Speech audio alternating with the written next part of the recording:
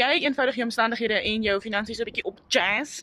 Okay, so eerstens ons moet darm waarde hier in wat ons verkoop, né? Nou ek doen die Legacy Builder program en ons het elke donderdag aand 7 uur 'n webinar, 'n gratis webinar.